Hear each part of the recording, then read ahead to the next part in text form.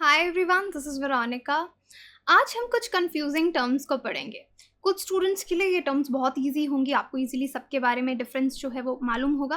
But there will be students जिनको इस तरह की टर्म्स में कंफ्यूजन हो जाती है कि राइट टर्म हमको कहाँ यूज़ करनी है, क्योंकि ऑलमोस्ट इनके मतलब जो हैं वो एक दूसरे से लिंक्ड होते हैं, मिलते जुलते होते हैं। तो इनको डिटेल में हम डिस्कस करेंगे ये सारी टर्म्स। बाकी आप मेरे बारे में जान सकते हैं। इन्वायरमेंट इकोलॉजी मैं आपको पढ़ाऊंगी। ये कोर्सेज हम जल्द शुरू करेंगे। स्पेशल क्लासेस भी प्लान करेंगे और यूट्यूब पे भी प्लान करेंगे। बाकी करंट अफेयर्स तो पाथफाइंडर पे आप देख ही रहे हैं। आप मुझे अनअकैडमी ऐप पे वेरोनिका ओम इस नाम से फॉलो कर सकते हैं। टेलीग्राम चैनल ये है। कोई भी क्वेरी हो आप यहाँ पे कनेक्ट कीजिए और एकदम क्वेश्चन पूछिए, और यहाँ पे हम कुछ ना कुछ इन्फॉर्मेटिव काम टेलीग्राम पे चलते रहेगा हमारा, और पीडीएफ और लेक्चर अपडेट्स भी आपको यहाँ पे मिल जाएंगी। अब चलिए इवेपोरेशन टर्म से हम शुरू करते हैं यहाँ पे। अब इवेपोरेशन आप सबने सुना है and this is very easy term, आप सबको पता होगा। नॉर्मली इस डिफाइन करने के लिए लिक्विड जब आपका गैस में बदल जाता है उसको हम इवेपोरेशन बोलते हैं। आप देखते हैं ओशन के सरफेस से, किसी भी पानी के सरफेस से इवेपोरेशन होती है। जब पानी क्योंकि लिक्विड स्टेट में है, वो अपने लिक्विड स्टेट से गैसियस स्टेट में चला जाता है। इस प्रोसेस को हम इवेपोरेशन बोलते हैं। एग्जैक्ट डेफिनेशन भी आपको आनी चाहिए, क्योंकि देखिए इन्वायरमेंट का जो पोर्शन है आपका बायोजियोकेमिकल साइकिल्स हो गई, या ये टर्म्स कहीं ना कहीं इन्वायरमेंट इकोलॉजी में बीच में यूज़ होती रहती हैं, एंड इनफैक्ट आपके साइंस एंड टेक में भी यूज़ होती हैं। सो इवेपोरेशन जो है process liquid changes into gas. This is easily, जैसे आप परफ्यूम अपनी बॉडी पे स्प्रे करते हैं, आपकी बॉडी को स्लाइटली कूलर लगता है, या आप एसीटोन एंड वाटर के साथ देखेंगे।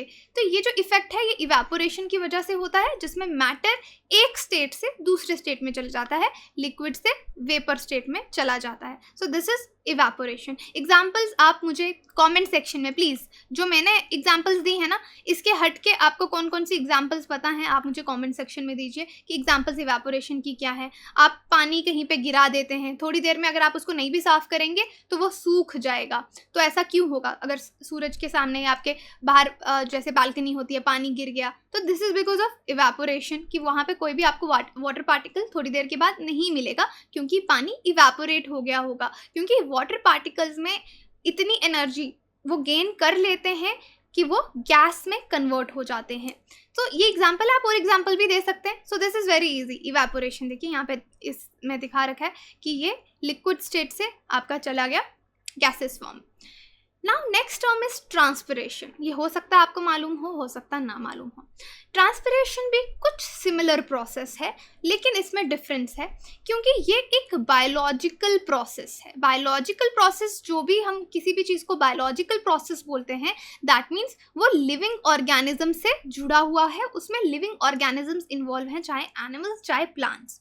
अब ये बायोलॉजिकल प्रोसेस है, तो इसमें क्या होता है, पानी जो है वो उसका लॉस होता है, पानी का लॉस होता है और वो वाटर वेपर में बन जाता है। तो आप देखिए ऑलमोस्ट कॉन्सेप्ट सेम है। लिक्विड स्टेट से पानी जो है वो गैसियस स्टेट्स में गया, वाटर वेपर बना। तो almost like evaporation, but it is a biological process, क्योंकि ये प्लांट्स के एरियल पार्ट से होता है। फॉर एग्जाम्पल लीव्स से होता है। लीव्स के ऊपर अगर आप देखेंगे ना, सुबह सुबह हल्का हल्का पानी होगा, जो थोड़ी देर के बाद आप देखेंगे जैसे धूप निकलेगी वो पानी वहाँ से गायब हो जाएगा, क्योंकि वो वेपर्स में कन्वर्ट हो जाएगा। तो इसको हम बोलते हैं ट्रांसपिरेशन। तो देखिए कॉन्सेप्ट सेम है, लिक्विड स्टेट से गैसियस स्टेट्स में गया, but it is a biological process, क्योंकि ये इसमें प्लांट्स इन्वॉल्व हैं, उनके एरियल पार्ट्स जो हैं लीव्स वो इन्वॉल्व हैं।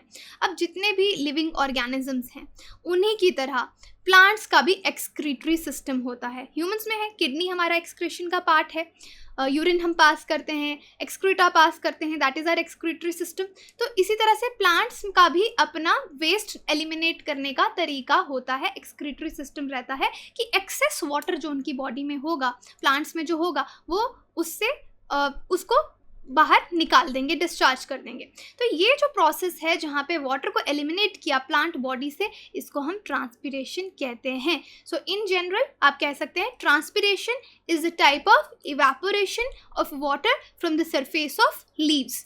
So this is easy for you now. Evaporation आपने जाना और ट्रांसपिरेशन क्या है ये आपने यहाँ पे जाना। तो देखिए इस पिक्चर से आप देख सकते हैं वाटर वेपर यहाँ से चले गए। तो दिस इज ये प्लांट जो है वो पानी कहाँ से लेता है, सॉइल से लेता है, वहाँ से ऊपर जाएगा इस तरह से पानी और एक्सेस वाटर आपका इस तरह से बाहर निकल जाएगा। अब ह्यूमंस में स्वेटिंग होती है, आपको पसीना आता है गर्मियों में, उसके बाद आपको ठंडा फील होता है, राइट। सो ट्रांसपिरेशन और स्वेटिंग में क्या फ़र्क है, दोनों की डेफिनेशन देखिए।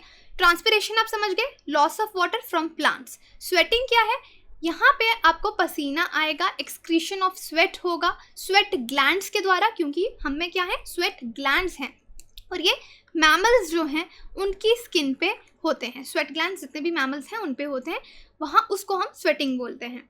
अब जो ट्रांसपिरेशन है ये स्टोमेटा है, यहाँ पे गलत लिखा है स्पेलिंग, ओके। अब लीफ के स्टोमेटा, अगर ट्रांसपिरेशन है वो लीव्स के सरफेस से हो रही है, लीफ पे स्टोमेटा प्रेजेंट है वहाँ से हो रही है, वो प्राइमरी साइट है ट्रांसपिरेशन की। और स्वेटिंग कहाँ से हो रही है, आपकी स्किन से हो रही है। ट्रांसपिरेशन प्लांट्स में होती है, स्वेटिंग मैमल्स में होती है। अब ट्रांसपिरेशन का रीज़न है डायरेक्ट सनलाइट, कि सनलाइट डायरेक्ट पड़ती है, ट्रांसपिरेशन होती है। स्वेटिंग का रीज़न हमारी बॉडी का रेज्ड टेम्परेचर हो सकता है, टेम्परेचर इन्वायरमेंटल टेम्परेचर हो सकता है, बॉडी टेम्परेचर हो सकता है, इमोशनल स्टेटस भी हो सकता है, हमारे हार्मोनल लेवल की वजह से भी स्वेटिंग हो सकती है। तो स्वेटिंग के अलग अलग रीजंस हैं, this is the difference. Salt content अगर आप देखेंगे, वाटर इवेपोरेटेड जो ट्रांसपिरेशन से पानी जाता है, लीव के सरफेस से जो पानी जाता है उसमें किसी भी तरह का सॉल्ट प्रेजेंट नहीं होता, उसमें कोई सॉल्ट नहीं होगा। लेकिन आपको पता है स्वेटिंग पे आपका सॉल्ट बेस्ड फ्लूइड है, आपके सॉल्ट्स बॉडी से बाहर निकलते हैं। So this is the difference. Next difference is transpiration and evaporation. दोनों ऑल्दो हमने पढ़ लिए फिर भी देख लेंगे। अब देखिए यहाँ पे जैसे मैंने आपको बताया, ट्रांसपिरेशन एक फिजियोलॉजिकल प्रोसेस है या फिर आप इसको एक बायोलॉजिकल प्रोसेस बोल सकते हैं, क्योंकि लिविंग ऑर्गेनिजम्स में हो रहा है, हमारी फिजियोलॉजी से रिलेटेड है। इवेपोरेशन फिजिकल प्रोसेस है, फिजियोलॉजिकल और फिजिकल में फ़र्क है, क्योंकि फिजिकल मतलब इसमें लिविंग ऑर्गेनिजम्स इन्वॉल्व नहीं है। क्योंकि अगर आप देखें ज़मीन पे पानी गिर रहा है, टेबल पे पानी गिर रहा है, वो सूख रहा है, तो it is a physical process. Transpiration में आपको मालूम है सेल्स से, प्लांट सेल्स से पानी जा रहा है और यहाँ पे किसी भी सरफेस पे पानी गिर रहा है तो वो जा रहा है, वो सी पे भी हो सकता है, ओशन पे भी हो सकता है, लैंड पे भी हो सकता है। ये एक रेगुलेटेड प्रोसेस है कि इसका पूरा रेगुलेशन होता है कि किस केस में एक्स्ट्रा रेगुलेशन के एक्स्ट्रा पानी होगा तो ही ट्रांसपायर होगा, नहीं होगा तो ट्रांसपिरेशन शायद ना हो। यहाँ पे कोई भी ये रेगुलेटेड प्रोसेस नहीं है। इसमें कुछ सेल्स इन्वॉल्व होते हैं, लिविंग सेल्स इन्वॉल्व होते हैं जिनको हम गार्ड सेल्स कहते हैं। यहाँ पे कोई भी इवेपोरेशन में गार्ड सेल जैसी बात नहीं है। और transpiration is a very slow process, but evaporation बहुत तेज़ी से हो जाता है। अब यहाँ पे ट्रांसपिरेशन में प्लांट की किस तरह की एनाटॉमी है उस पर डिपेंड करता है कि कैसे ट्रांसपिरेशन होगी, और इवेपोरेशन में इतना कोई खास किसी भी चीज़ का इन्फ्लुएंस नहीं है। That is it. Now next term is condensation. ये वो प्रोसेस है जहाँ पे वाटर वेपर लिक्विड फॉर्म में आता है। तो कंडेंसेशन हम किसको बोलते हैं, जब हम वाटर साइकिल पढ़ते हैं, आपने भी हमेशा पढ़ी होगी, अभी एग्जाम की तैयारी में भी पढ़ी होगी वाटर साइकिल। तो वाटर साइकिल में इवेपोरेशन होती है और फिर कंडेंसेशन होती है। तो कंडेंसेशन क्या है कि आपके जो वाटर वेपर्स हैं, देखिए पहले तो आपका वाटर बना वाटर वेपर, इसको हम बोलेंगे इवेपोरेशन। जब ये वाटर वेपर फिर से लिक्विड स्टेट में आ जाएगा, फिर से पानी बन जाएगा, उसको हम बोलेंगे कंडेंसेशन। ठीक है, जिस तरह से आप कहीं बाहर गाड़ी में बैठते हैं, बाहर फॉग होती है, इस तरह से लिखते हैं ना, सो दिस इज कंडेंसेशन। और condensation, water vapour in the air condenses on cool blades of grass. देखिए ऐसे ग्रास पे आपको पानी दिखेगा तो दिस इज ड्यू ड्रॉप्स बनते हैं उससे। कोल्ड ड्रिंक में आप देखेंगे बाहर स्वेटिंग हो रही है, that is condensation. So these are the examples of condensation. Now next is precipitation. Precipitation अलग अलग तरह की हो सकती है, लेकिन प्रेसिपिटेशन का मतलब है किसी भी तरह का पानी ज़मीन पे आना, पानी आना, स्नो आना या हेल ड्रॉप्स आना, जिसको ओले बोलते हैं हम लोग, कुछ भी इस तरह का हो रहा है उसको हम प्रेसिपिटेशन बोलते हैं। जब भी रेन, स्नोफॉल आप ऊपर से आसमान से नीचे आते हुए देखेंगे, that is precipitation in action. और ये प्रेसिपिटेशन सॉलिड भी हो सकती है, लिक्विड भी हो सकती है। जैसे रेन है तो लिक्विड है, बारिश हो रही है, ओले गिर रहे हैं, हेल पड़ रही है, तो आप देखेंगे that is solid. Snow, rain, slit, hello, freezing rain, ये सब किसके टाइप्स हैं, प्रेसिपिटेशन। इनमें भी फ़र्क है और रीजंस जो कि आप मेजरली ज्योग्राफी में पढ़ते हैं। तो वाटर साइकिल में देखिए ये सब जो टर्म्स हैं आपकी वाटर साइकिल का पार्ट हैं। वाटर साइकिल में अर्थ का जो पानी है उसका मूवमेंट होता रहता है प्लैनेट पे और रिप्लेनिश होता रहता है। एनिमल्स, ह्यूमंस, सबके लिए, प्लांट्स के लिए ये ज़रूरी है। और प्रेसिपिटेशन भी आपका एक मेजर, जो 4 पार्ट्स हैं वाटर साइकिल के, उसका एक मेजर पार्ट है। तो देखिए वाटर साइकिल में इवेपोरेशन भी हो रही है, जब आपके समुद्र या किसी भी रिवर से पानी इवेपोरेट हो रहा है, फिर कंडेंसेशन हो रही है, प्रेसिपिटेशन हो रही है, ट्रांसपिरेशन भी हो रही है, जो पानी आपका प्लांट सरफेस से जा रहा है। So these terms are part of water cycle. Now next term is sublimation. What is sublimation? इसमें देखिए ये बहुत एक कैच है यहाँ पे। इसमें हमने अभी तक हर तरह की ट्रांजिशन पढ़ी है। ट्रांजिशन क्या होती है? चेंज होना, कि एक मैटर का एक स्टेट, मैटर के स्टेट्स हैं सॉलिड, लिक्विड, गैस, ये स्टेट चेंज होगी दूसरे स्टेट में। ये टर्म्स हम पढ़ रहे हैं। चेंज यहाँ पे हो रही है मैटर की स्टेट में।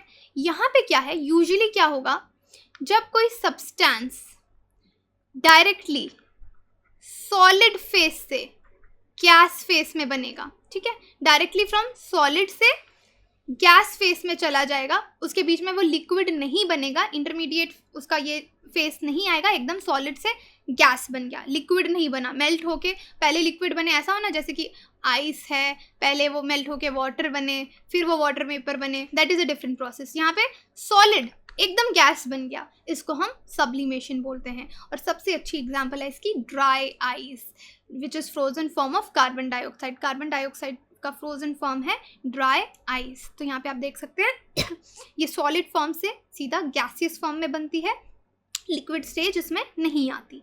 So this is sublimation. Next is deposition. अब डिपोजिशन क्या है? डिपॉजिट होना। पहले वर्ड को आप तोड़ के देखो, ये है डिपॉजिट होना। डिपॉजिट होना, किसी चीज़ पे कोई चीज़ डिपॉजिट हो रही है। ये कब होगा? जब वाटर वेपर चेंज होंगे स्टेट गैस से सॉलिड में। देखा, सब्लिमेशन में क्या हो रहा है, सॉलिड सीधा गैस में कन्वर्ट हो रहा है, लेकिन यहाँ पे क्या हो रहा है, गैस सीधा सॉलिड में कन्वर्ट हो रही है। तो दैट मीन्स ये सब्लिमेशन का उल्टा है। सब्लिमेशन में सॉलिड गैस में बन रहा है और डिपोजिशन में गैस सॉलिड में बन रहा है। So this is reverse of sublimation. तो इस तरह का एग्जाम्पल जो है एटमॉस्फेयर में आपको नज़र आएगा, जहाँ पे टेम्परेचर बहुत ही कम होता है और वाटर वेपर्स जो हैं वो लिक्विड, बारिश करने की जगह आपको स्नो होगा, लिक्विड नहीं बनेंगे, आपकी स्नोफॉल होगी, दैट इज डिपोजिशन। यहाँ पे आप देख सकते हैं इवेपोरेशन हो रही है, कंडेंसेशन हो रही है, डिपोजिशन हो रही है, सब्लिमेशन हो रही है। So this is the example. Now next thing is infiltration. Infiltration क्या है? अब फिल्टरेशन तो कहीं ना कहीं फिल्टर वर्ड आपके दिमाग में आना चाहिए, ठीक है। इनफिल्ट्रेशन एक प्रोसेस है जिसमें प्रेसिपिटेशन और वाटर सोक्स इनटू सब सरफेस ऑफ सॉइल, यानी सॉइल, ज़मीन में आप देखेंगे पानी जो है वो उसको सोक कर लेगा, एब्जॉर्ब कर लेगा सॉइल का subsurface, then it moves into rocks through cracks and pore spaces. और ये जो पानी है जो ज़मीन में चला गया वहाँ पे मूव करेगा सॉइल के थ्रू, रॉक्स के थ्रू, जो भी उसको वहाँ पे पोर्स मिलेंगे उसके थ्रू वो मूव करेगा। So this is infiltration. क्योंकि आप देखते हैं बारिश होती है तो सॉइल क्या है, पानी को एब्जॉर्ब करता है, और ये जो पानी सॉइल एब्जॉर्ब करता है हो सकता है ये सॉइल में एक ही जगह रहे काफ़ी लंबे समय तक, या फिर धीरे धीरे वो इवेपोरेट भी होने लग जाए। जैसे आप देखेंगे ना मॉनसून सीजन में, मेरे घर की एग्जांपल है ये, जैसे पीछे हमारा लॉन है, तो लॉन इस टाइम इतना गीला रहता है मॉनसून में कि आप वहाँ पे जाओगे तो आपका पाँव एकदम धंस जाएगा बीच में, क्योंकि सॉइल में बहुत सारा पानी है, इन्फिल्ट्रेट हुआ है। ओके, तो ये चीज़ है इन्फिल्ट्रेशन। और इन्फिल्ट्रेशन यहाँ पे एक है चीज़ कि अपर लेयर्स ऑफ ग्राउंड में बहुत ज़्यादा नीचे नहीं होती, अपर लेयर्स में होती है, और अगर बहुत ज़्यादा धूप होगी ना तो हो सकता है यहाँ से पानी इवेपोरेट हो जाए, बाद में वो पूरा सूखा भी पड़ जाए। एंड और ये भी हो सकता है कि वो ज़मीन में नीचे भी जाए, ग्राउंड वाटर की तरफ भी जाए। This is infiltration. तो यहाँ पे आप देख सकते हैं ना, जिस तरह से ऐसे सॉइल बेड हो, ये अपर लेयर है, अपर लेयर में अगर पानी आ रहा है तो वो ज़्यादा पेनिट्रेट नहीं हो रहा, नीचे जा रहा है तो कुछ भी यहाँ पे हो सकता है। नेक्स्ट इज पर्कुलेशन, कि पर्कुलेशन क्या है। अब यहाँ पे डिपेंड करता है कि ग्राउंड कितना सैचुरेटेड है, क्या वहाँ पे जो पानी इन्फिल्ट्रेट हो रहा है वो वाटर टेबल तक जाएगा। एक्विफर्स, जैसे आप देखें ना, ग्राउंड वाटर होता है आपका, ग्राउंड वाटर जो है उसको रिचार्ज करने के लिए भी पानी बारिश से नीचे जाएगा, बारिशें होंगी, आपका ग्राउंड वाटर टेबल जो है रिचार्ज होगा. सो इट डिपेंड्स कि ग्राउंड कितना सैचुरेटेड है, कितना पानी नीचे वाटर टेबल तक जाएगा, उसको हम बोलेंगे परकोलेट करना, परकोलेशन. अगर वाटर बॉडीज उसके पास हैं तो इनफिल्ट्रेटेड वाटर जो है वो वाटर बॉडीज तक भी जा सकता है. सो दिस इज परकोलेशन, जो एकदम ज़मीन के नीचे पानी आपका जाएगा. इनफिल्ट्रेशन और परकोलेशन में फ़र्क है.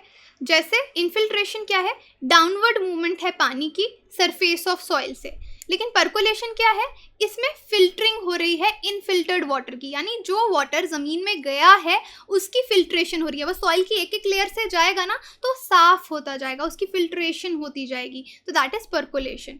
और ये इनफिल्ट्रेशन कहाँ होती है, अपर सरफेस में. और जो परकोलेशन है ये डिपेंड करता है कि ग्राउंड कितना सैचुरेटेड है. इनफिल्ट्रेशन से आपके सॉइल का मॉइस्चर डेफिशिएंसी जो है वो ठीक होगा, और जो परकोलेशन है क्योंकि वो बहुत डीप डाउन जा रहा है तो वो ग्राउंड वाटर एक्विफर्स जो हो गए उनको रिचार्ज करेगा. Now next term is run of. आपने रन ऑफ यूजुअली सुना होगा सॉइल इरोजन के साथ. तो रन ऑफ होता है कि जब लैंड पे बहुत पानी आ जाता है और ग्राउंड उसको एब्जॉर्ब नहीं कर पाता. तो जैसे हम देखते हैं ना, रन ऑफ की सॉइल इरोजन की वजह से क्या होता है, अगर सॉइल की लेयर्स हट गई हैं वहाँ से तो वहाँ पे इनफ सॉइल नहीं है, सेडिमेंट्स नहीं हैं जो पानी को एब्जॉर्ब करें, तो पानी लैंड एब्जॉर्ब नहीं कर पाता. जो एक्सेस वाटर होता है फिर वो सरफेस पे बहने लग जाता है, स्ट्रीम्स बन जाते हैं, क्रीक्स बन जाते हैं, पॉन्ड्स बन जाते हैं. तो ये नेचुरल प्रोसेस की वजह से भी हो सकता है, ह्यूमन एक्टिविटी की वजह से भी हो सकता है. ह्यूमन एक्टिविटी की वजह से तो obviously it's a negative consequence, but natural process से पॉन्ड्स बनेंगे, स्ट्रीम्स बनेंगे, क्रीक्स बनेंगे. कभी कभी आप देखते हैं कहीं से पानी जा रहा है, छोटी सी नहर जा रही है, राइट. तो that is run of water. और स्नो के मेल्ट होने की वजह से भी रन ऑफ वाटर आपको देखने को मिलेगा. माउंटेन्स जब पानी को एब्जॉर्ब नहीं कर पाती तो भी आपको इस तरह का रन ऑफ वाला जो है पानी दिखेगा. सो वी हैव ये देखिए प्रेसिपिटेशन हो रही है, बारिश हो रही है, स्नो हो रही है, तो दैट इज प्रेसिपिटेशन. इवेपोरेशन आपको समझ में आ गया. रन ऑफ है ये देखिए स्नो मेल्ट हो रही है तो पानी नीचे आ रहा है. So this is the run of water. So I hope ये टर्म्स जितनी भी हैं आपको अब क्लियर होंगी. आप इनके बारे में प्रैक्टिस करिए, लिखने के PDF में अपना क्वेश्चन जो है इनकी डेफिनेशंस लिख के डालिए. आपको क्या समझ आए ना आए तो आप कनेक्ट कर सकते हैं. बाकी आप अपनी UPSC की प्रिपरेशन हमारे साथ इजी कर सकते हैं, बिकॉज बेस्ट एडुकेटर्स के द्वारा आपको यहाँ पढ़ाया जाएगा. यहाँ पे मैं आपको अनअकैडमी के कम्बैट के बारे में बता दूँ. बहुत ही सुपर कम्बैट इस बार लॉन्च किया जा रहा है 21 अगस्त को 11 AM. 60 मिनट्स में आपको 50 क्वेश्चंस करने हैं. 250 लकी पार्टिसिपेंट्स को अमेजोन के वाउचर्स अप टू 5000 जो हैं वो दिए जाएंगे. सो ये आप ट्राई कर सकते हैं. आपका कोड आप यहाँ पे कम्बैट पे लगा सकते हैं. इनवाइट कोड है आपका वीरो UPSC, VIRO UPSC. ये जब भी आप एनरोल करें, लाइव टेस्ट होगा ये, आप अपने आप को एनरोल कीजिए इस इनवाइट कोड के साथ. बाकी ऑफलाइन भी मेंस टेस्ट सीरीज़ हमारी होने वाली है. 22 अगस्त से 25 अगस्त तक डिटेल्ड इवैल्यूएशन होगी, आपको प्रॉपर फीडबैक दिया जाएगा. 3 सेंटर्स हैं ऑफलाइन के, दिल्ली, जयपुर, लखनऊ. तो आप इन सिटीज़ में हैं, सो डू एनरोल योरसेल्फ, क्योंकि जब तक आप लिखेंगे नहीं आपको पता नहीं चलेगा. और जो हमारे कोर्सेज़ हैं सब हाइक होने वाले हैं 19 अगस्त में, तो उससे पहले आप सब्सक्राइब कीजिए. आप कोड यहाँ पे वीरो UPSC जो है वो यूज़ कर सकते हैं. 10% ऑफ आपको यहाँ पे दिया जाएगा. कोर्सेज़ के लिए 0% EMI भी है. मिनिमम पेपर वर्क है, 2 घंटे में आपका पेपर वर्क अप्रूव किया जाएगा. तो अगर आप एक साथ पैसे नहीं दे सकते, you can opt the option for EMI. और देखिए यहाँ पे ना अलग अलग सब्सक्रिप्शन भी है, whether you want two plus, iconic और लाइट जैसे यहाँ पे दे रखा है. GS सब्सक्रिप्शन कितने मंथ्स की आप लेना चाहते हैं, पर मंथ EMI भी यहाँ पे आपको कैलकुलेट होके मिलेगी. तो इस तरीके से यहाँ पे आपके पास ऑप्शन आएगा रेफरल कोड, कि आप किसका कोड लगाना चाहते हैं. तो सपोज़ आप VIRO UPSC लगा रहे हैं तो उसके बाद आपको 10% डिस्काउंट यहाँ पे मिल जाएगा. तो आपको जो भी फेवरेबल लगे आप उतने मंथ्स का कोर्स जो है वो ले सकते हैं. यहाँ पे जो कॉस्ट दिखाई जा रही है, पर मंथ की कॉस्ट आपको दिखाई जा रही है कि आपको कितना पड़ेगा. बाकी आप 2 साल से ज़्यादा का अगर कोर्स लेते हैं, अपने रिजल्ट से सेटिस्फाई नहीं होते, देन 1 साल का सब्सक्रिप्शन आपका अनअकैडमी पे रहेगा और आप ये सब्सक्रिप्शन ले सकते हैं. कोड यहाँ पे यूज़ कर सकते हैं वीरो UPSC. ओके, ये कोड अगर आप यूज़ करेंगे, again I am telling you 10% discount आपको मिलेगा. और अनअकैडमी को चुनने का आपके पास बहुत सारे रीजंस हैं. जितने एडुकेटर्स आपको यहाँ मिलेंगे, आप अपने पसंद के एडुकेटर से, टीचर से यहाँ पे पढ़ सकते हैं. और इसके साथ साथ बहुत सारे फीचर्स हैं, जैसे आप देख सकते हैं फ्लेक्सिबिलिटी है, डाउट सेशंस हैं, लाइव मेंटोरशिप है, प्रिंटेड कॉम्प्रिहेंसिव नोट्स आपको यहाँ पे दिए जाएंगे, इंडिया के बेस्ट एजुकेटर्स आप यहाँ पे देख सकते हैं जो आपको पढ़ाएंगे, और कॉम्प्रिहेंसिव नोट्स आपको मिलेंगे। डिफरेंट बैचेस हैं, जिस भी एडमिशन आपको बैच में लेनी हो आप ले सकते हैं, इस नंबर पे कॉल करके आप डिटेल जान सकते हैं। ऑप्शनल की तैयारी आप हमारे साथ कर सकते हैं। So that is it, thank you so much. PDF और सब के लिए आप टेलीग्राम जो है वहाँ पे कनेक्ट कीजिए और चैनल पाथफाइंडर को सब्सक्राइब कीजिए। Thank you so much.